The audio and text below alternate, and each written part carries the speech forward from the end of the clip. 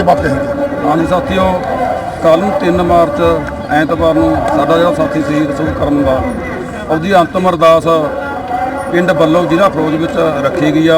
ਉਹਦੇ ਵਿੱਚ ਪੂਰੇ ਭਾਰਤ ਵਾਸੀਆਂ ਨੂੰ ਅਪੀਲ ਆ, ਬੇਨਤੀ ਆ ਵੀ ਵੱਡੀ ਗਿਣਤੀ ਵਿੱਚ ਉੱਥੇ ਸਾਰੇ ਵੱਧ ਤੋਂ ਵੱਧ ਪਹੁੰਚੋ। ਦੂਜੀ ਗੱਲ, ਮੋਰਚੇ ਨੂੰ ਮਜ਼ਬੂਤ ਕਰਨ ਦੀ, ਮੋਰਚਾ ਜਿਹੜਾ ਉਹ ਚੜ੍ਹਦੀ ਕਲਾ ਵਿੱਚ ਆ, ਕਿਉਂਕਿ ਕੱਲ ਦੁਆਬੇ ਵਿੱਚ ਵੱਡੀ ਗਿਣਤੀ ਵਿੱਚ ਟਰਾਲੀਆਂ ਆ ਕੇ ਸ਼ੰਭੂ ਮੋਰਚੇ 'ਤੇ ਪਹੁੰਚੀਆਂ ਨੇ। ਤੀਜੀ ਗੱਲ, ਡੱਬ ਵਾਲੀ ਬਾਰਡਰ, ਜਿਹੜੇ ਸਾਨੂੰ 3 ਬਾਰਡਰ ਐਲਾਨ ਕਰੇ ਤੇ ਸ਼ੰਭੂ, ਖਨੌਰੀ, ਡੱਬ ਵਾਲੀ ਆ ਮੋਰਚਾ ਉੱਥੇ ਚੱਲ ਰਿਹਾ ਤਾਂ ਕੱਲ ਦੇ ਭੋਗ ਤੋਂ ਬਾਅਦ ਉਹ ਮੋਰਚਾ ਵੱਡੀ ਗਿਣਤੀ ਤੁਸੀਂ ਦੇਖ ਸਕਦੇ ਹੋ। ਜਿਵੇਂ ਸ਼ੰਭੂ ਮੋਰਚਾ ਚੱਲ ਰਿਹਾ ਜਾਂ ਖਨੌਰੀ ਮੋਰਚਾ ਚੱਲ ਰਿਹਾ, ਡੱਬ ਵਾਲੀ ਮੋਰਚਾ ਵੀ ਉਸ ਪ੍ਰਕਾਰ ਚੱਲੂਗਾ। ਬਾਕੀ ਚੌਥੀ ਗੱਲ, ਜਿਹੜਾ ਸਾਡਾ ਦਿੱਲੀ ਕੂਚ ਦਾ ਪ੍ਰੋਗਰਾਮ ਤਾਂ ਉਹ ਉਦੋਂ ਮੈਂ ਹੈਗਾ ਆ, ਪਰ ਸਰਕਾਰ ਸਾਨੂੰ ਸ਼ਾਂਤਮਈ ਤਰੀਕੇ ਕਦ ਜਾਣਾ ਜਾਂਦੀ ਆ ਉਸ ਟਾਈਮ ਜਾਵਾਂਗੇ, ਕਿਉਂਕਿ ਸਰਕਾਰ ਜਿਹੜੇ ਹਾਲਾਤਾਂ ਦੇ ਵਿੱਚ ਬਾਰਡਰਾਂ ਵਾਲਾ ਹਾਲਾਤ ਨੇ, ਇੱਕ ਪਾਸੇ ਫੌਜ ਲਾ ਰੱਖੀ ਆ, ਬੰਬਬਾਰੀ ਚੱਲ ਰਹੀ ਆ, ਅਥਰੂ ਦੇ ਗੈਸ ਚੱਲ ਰਹੇ, ਸਿੱਧੀਆਂ ਗੋਲੀਆਂ ਮਾਰੀਆਂ ਜਾ ਰਹੀਆਂ ਨੇ। ਸਾਡੇ ਬੱਚੇ ਨਹੀਂ ਮਰਾਣੇ। ਹਾਂ ਦੇਖੋ, ਪੰਜਾਬ ਇੱਕ ਭਾਰਤ ਦਾ ਇੱਕ ਸੂਬਾ ਆ, ਦਿੱਲੀ ਸਾਡੀ ਰਾਜਧਾਨੀ ਆ। ਸਾਡੇ ਜਿਹੜੇ 10 ਮੰਗਾਂ ਨੇ ਪੂਰੇ ਭਾਰਤ ਦਾ ਅੰਦੋਲਨ ਆ, ਅਸੀਂ ਉਹ ਮੰਗਾਂ ਬਣਵਾਉਣ ਵਾਸਤੇ ਦਿੱਲੀ ਜਾ ਰਹੇ ਹਾਂ। ਪਰ ਜਿਹੜਾ ਸਰਕਾਰ ਦੀ ਹੱਥੋਂ ਕੰਡਾ ਬਣਾ ਰਹੀ ਆ ਵੀ ਇਹਨਾਂ ਨੂੰ ਦਿੱਲੀ ਨਹੀਂ ਜਾਣ ਦਿਆ ਜਾ ਰਿਹਾ, ਰੋਕਿਆ ਜਾ ਰਿਹਾ, ਅਸੀਂ ਸ਼ਾਂਤਮਈ ਤਰੀਕੇ ਨਾਲ ਅੰਦੋਲਨ ਇੱਥੇ ਕਰਾਂਗੇ। ਜਦ ਸਾਨੂੰ ਸਰਕਾਰ ਜਾਣ ਦਊਗੀ ਉਸ ਟਾਈਮ ਅਸੀਂ ਦਿੱਲੀ ਵੱਲ ਕੂਚ ਕਰਾਂਗੇ। ਸਵਾਲ ਇਹ ਮਤਲਬ ਕਹਿ ਰਹੇ ਹੋ ਕਿ ਟਰਾਲੀਆਂ ਹੋਰ ਆ ਰਹੀਆਂ ਨੇ, ਇਕੱਠੀ ਹੋ ਰਹੀਆਂ ਨੇ, ਹੈ ਨਾ। ਐਸਕੇਐਮ ਪੋਲੀਟੀਕਲ ਦੀ ਜੇ ਗੱਲ ਕਰ ਲਈਏ, ਕੋਈ ਮੀਟਿੰਗਾਂ ਚੱਲ ਰਹੀਆਂ, ਕਿਉਂਕਿ कमेटी बनाई है असी कमेटी ने असी जड़े नहीं, राज्यपाल वाली मीटिंग के साथ कोई जानकारी नहीं है, लेकिन एसकेएम की तरफ से एक लेटर आया है, उसके ऊपर समीक्षा की जाएगी और कल शुभकरण जी के अंतिम अरदास के बाद उसके ऊपर बातचीत भी होगी और बैठक भी हो सकती है। सर हुण जिद्दां तुसीं कह रहे हो कि किसान जिन्नी देर तक शांति दे नाल अगे नहीं जान दोगे पुलिस, हुण आपां ऐ मान लीए कि किसान इत्थे ही बैठे रहणगे क्योंकि वो तो शांति नाल जान ही नहीं दे रहे, उन्हां दा ते क्लीयर होगा कि आपां नहीं जान देना। देखिए, हमने जो दिल्ली कूच वाली बात है स्पष्ट भी कर दी और बता भी देना चाहते हैं, खोल कर बता देते हैं। सरकार कहती है कि आप पैदल जाएं, वो भी अलग अलग स्टेटों से लोग जाएंगे, देखते हैं सरकार जाने देती है कि नहीं देती है। हमने पहले भी कहा है, आज सरकार ने फोर्स लगा दी है। आपके सामने हमारे साथियों को शहीद किया गया है, आपके सामने हमारे साथियों के ऊपर गोलीबारी हुई है, काफ़ी लोग, इसमें 400 के आसपास लोगों को घायल कर दिया गया है। लेकिन हम इस देश के वासी हैं या नहीं हैं, ये सरकार बताए कि आप दिल्ली जा सकते हैं, नहीं जा सकते, आपको अधिकार है नहीं है। अगर अधिकार है, अगर हम इस देश के वासी हैं तो सरकार को मजबूर करेंगे, ये बैरिकेड खोलने के लिए अपने आंदोलन को मजबूत करेंगे, घर घर तक ले जाएंगे और जो भी होगी कोशिश करेंगे, लेकिन अपने बच्चों को, अपने साथियों को ऐसे गोली का शिकार भी होने नहीं दिया जा सकता। लेकिन दिल्ली जाएंगे, आज नहीं जाएंगे, कब तक 70,000 पैरा मिलिट्री फोर्स हरियाणा में लगाकर हमें रोक सकती है? देखते हैं ना, सरकार हारती है कि हम हारते हैं, आने वाला समय बताएगा। राजू जी कुछ कहना चाहते हैं मेरे ख्याल? साथियों, परिस्थितियाँ होती हैं। आप कहते हो कि सरकार ने क्लियर कर दिया, लेकिन सरकार ने तो ये भी क्लियर किया 3 काले कानून वापस नहीं होंगे। रात को 8 बजे कृषि मंत्री बोल रहा है किसी हालत में काले कानून वापस नहीं होंगे, सुबह प्रधानमंत्री देश से माफी मांगी। अगर सरकार हमें दिल्ली नहीं जाने देगी, लेकिन सरकार ने चुनावों में हमारे पास आना है, तो सरकार के लिए गांव बंद हो जाएगा। इसलिए परिस्थितियाँ होती हैं, परिस्थितियाँ बदलेंगी, ऐसी बात नहीं है। ਤੁਹਾਡੇ ਵੱਲੋਂ ਤਾਂ ਕਿਹਾ ਜਾ ਰਿਹਾ ਵੀ परिस्थितियां ਬਦਲਣਗੀਆਂ, ਪਰ ਆਪਾਂ ਇਹ ਵੀ ਕਹਿੰਦੇ ਜਿਵੇਂ ਇਲਾਕਾ ਵਾਸੀ ਜਾਂ ਹੋਰ ਨੌਜਵਾਨ ਕੋਈ ਇਹ ਵੀ ਕਹਿ ਰਹੇ ਨੇ ਵੀ ਜਿਹੜੇ ਦੋਨੋਂ ਮੋਰਚੇ ਨੇ ਇਹ ਡਰ ਚੁੱਕੇ ਨੇ, ਜਾਂ ਇਹਨਾਂ ਦੇ ਮਨ 'ਚ ਜਿਵੇਂ ਸ਼ੁਭਕਰਨ ਤੇ ਗੋਲੀ ਡਾਇਰੈਕਟ ਲੱਗੀ ਹੈ, ਸ਼ਹੀਦ ਹੋਏ ਨੇ, ਉਸ ਨੂੰ ਲੈ ਕੇ ਉਹ ਡਰ ਚੁੱਕੇ ਨੇ, ਤਾਂ ਕਰਕੇ ਇਹ ਇੱਥੇ ਬੈਠਣ ਨੂੰ ਕਹਿ ਰਹੇ ਨੇ ਵੀ ਅੱਗੇ ਨਹੀਂ ਜਾਣਗੇ। देखिए, डरने वाली बात ना कोई है। उस दिन भी मैंने बोला था, मैं आज भी बोल रहा हूँ, किसी भी किसान साथी से पूछ लें कि आप डर रहे हैं जाने से, लेकिन मोर्चे के और इस आंदोलन के लीडर साहबानों की जिम्मेदारी बनती है, जो बच्चे, जो लोग आंदोलन के अंदर शामिल हुए हैं, उनकी कहाँ तक उनको लड़वाना है, कहाँ तक जाना है। ऐसे नहीं है आग में झोंक दिया जाए, सामने आपके सामने है, लोगों ने आगे बढ़े, लेकिन ऐसे तो गोलियों का शिकार नहीं करवाया जा सकता।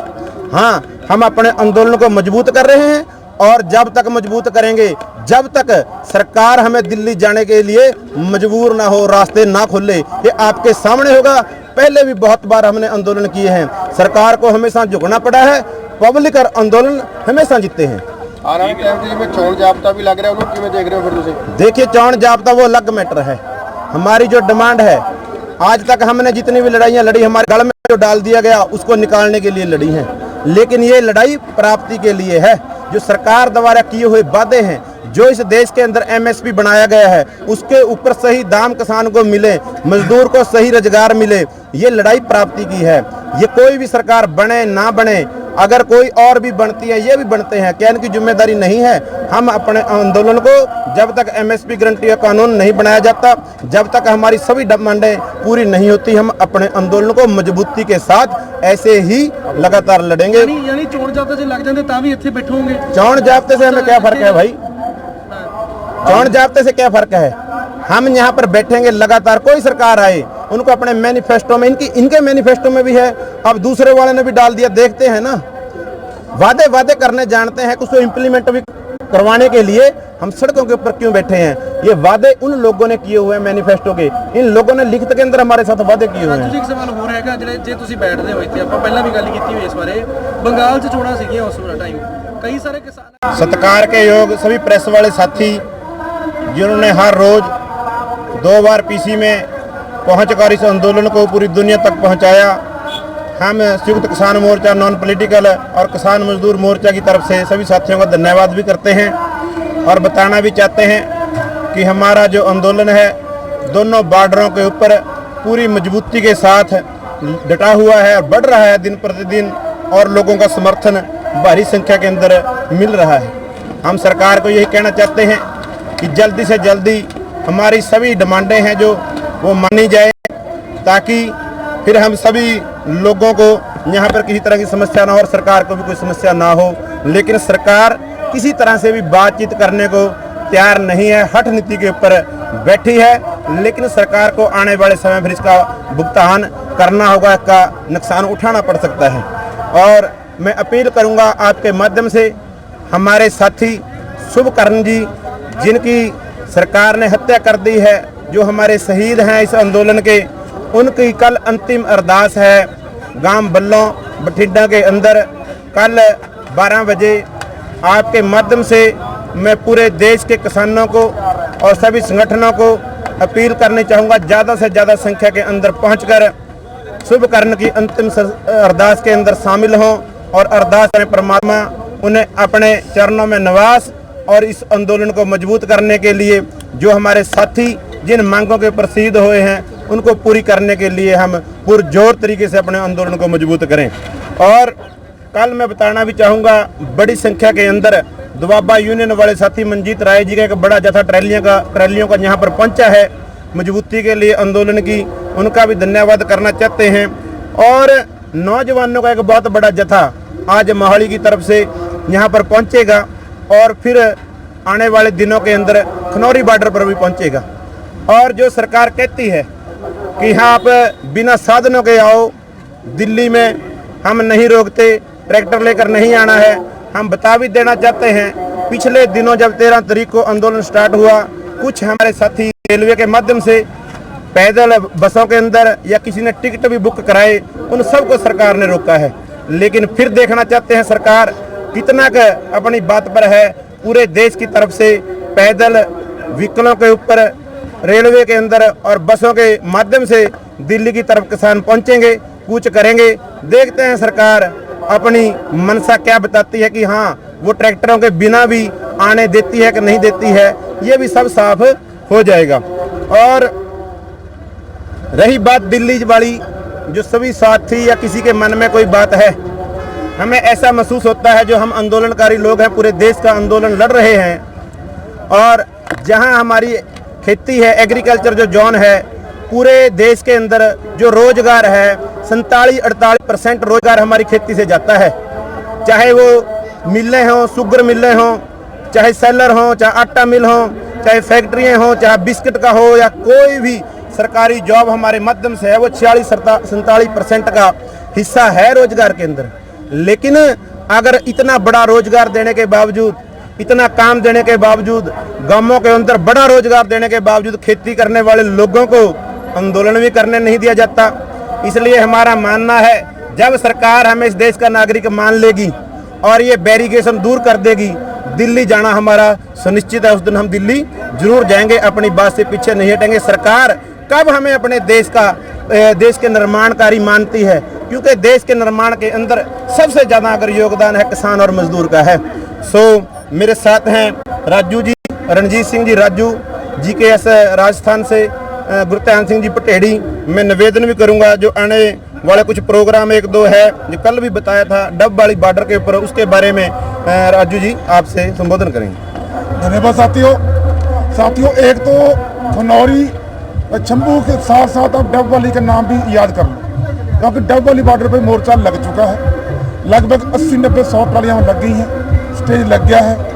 डेली कम से कम 2-2.5 हज़ार लोग लोकल वहाँ आते हैं और सारा दिन बैठते हैं। लंगर चालू हो गए हैं और शुभ कर्म के भोग के बाद, अंतिम अरदास के बाद हम डब वाली बॉर्डर पर जाएंगे, पूरी व्यवस्था करेंगे। अब वहाँ जसवीर सिंह भट्टी जी हैं हमारे, वो संभाल रहे हैं। और एक सवाल आता है बार बार सरकार की तरफ से कि किसान ट्रैक्टर पे दिल्ली ना आए, और मेरा सरकार से सवाल है, 10-12 देशों में पूरी दुनिया में प्रदर्शन हुआ, प्रत्येक देश का किसान बड़े बड़े ट्रैक्टर लेकर 4x4 अपनी राजधानी की बात कहने के लिए, किसी भी देश के किसी भी प्रधानमंत्री को, किसी भी राष्ट्रपति को कोई दिक्कत नहीं हुई।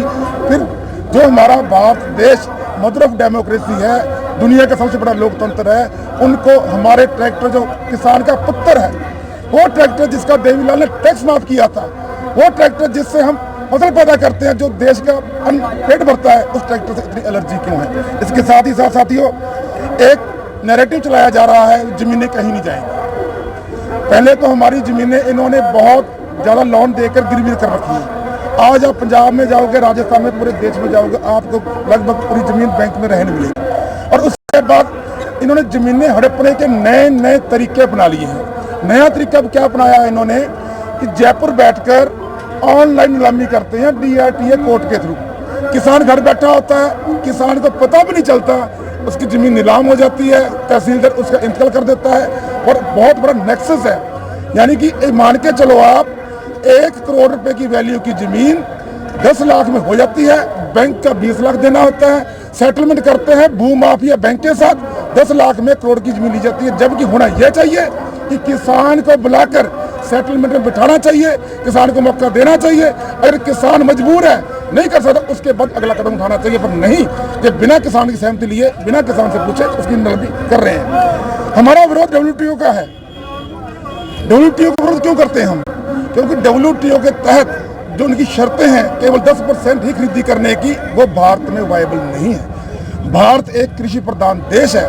चौधरी चरण सिंह जी कहते थे भारत की तरक्की का रास्ता गांव में से होकर जाता है।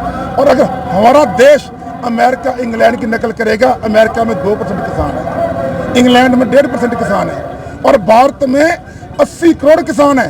अगर खेत मजदूर मिला लिया जाए तो 80% बनते हैं। तो इतनी बड़ी आबादी और छोटे किसान की जोत अगर आप अमेरिका के साथ के हिसाब से चलोगे तो कभी वायबल नहीं है। इसलिए हमारा ये पुरजोर मांग है कि किसानी को WTO से बाहर किया जाए। और ये हमारी मांग नहीं है। जब अबू धाबी में 26, 27, 28 3 दिन बहुत बड़ी WTO की कॉन्फ्रेंस हो रही थी, तो 70,000 लोगों ने हवाई जहाज में चढ़कर जाकर पूरी दुनिया से WTO का विरोध किया कि वो WTO किसानों के लिए, मजदूरों के लिए घातक है, इसलिए इसको WTO से किसानी को बाहर किया जाना चाहिए।